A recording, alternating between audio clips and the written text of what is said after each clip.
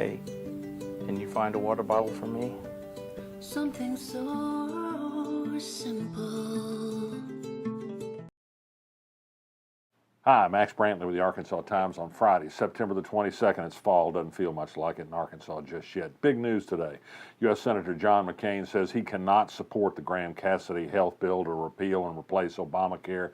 He says there's too much uncertainty for too many people. He can't vote for it. He spoke kindly, I think, of a bipartisan effort with Patty Murray and Lamar Alexander to fix some of the problems that do exist in the existing Affordable Care Act. Big news, this likely means Republicans can't pass the Graham-Cassidy bill, but that's not a final outcome just yet. Some of the no votes, like Rand Paul and Susan Collins, may not be no's after all. So we have to wait and see. Certainly the evidence is mounting. Jimmy Kimmel, 3 nights running, has given a far better explanation of what's wrong with this bill than Donald Trump has said about what's right about it. Trump says almost nothing, and nobody really thinks he could answer any questions about it if he were forced to do so. Other developments on that are new studies showing something like 32 million Americans, including 500,000 in Arkansas, likely would lose health care coverage if the bill passed in the form it is. And a bigger concern came from the bipartisan group of Medicaid directors nationwide who said this would create a chaotic situation in which 50 states would have to set up brand new healthcare systems of differing sorts with differing benefits, and it would be just a nightmare. It's better to have a central system. There's not much doubt about that. We do that in education and the military and other ways. We don't devolve those things to the state. Well, anyway, back in Little Rock, 60 years ago today, the city of Little Rock was in the eyes of the world. A huge developing desegregation crisis at Central High School that was resolved only by federal troops and the power of the federal court.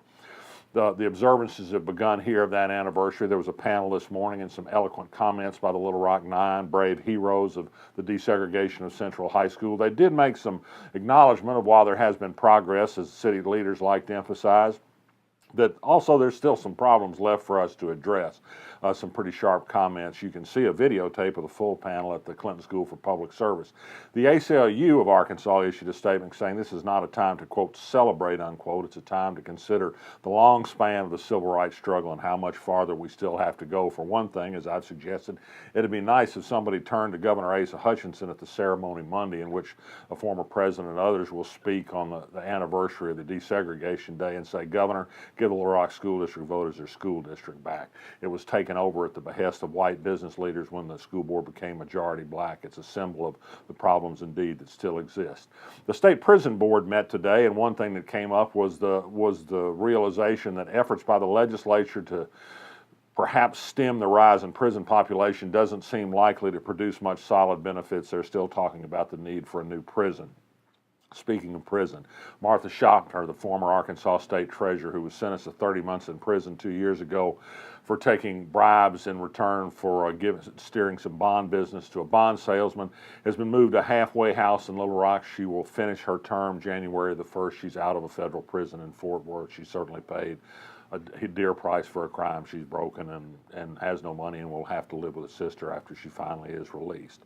The Little Rock Police finally released today, a couple of days after the fact, some more details on a shooting Wednesday night in southwest Little Rock, responding to the disturbance call.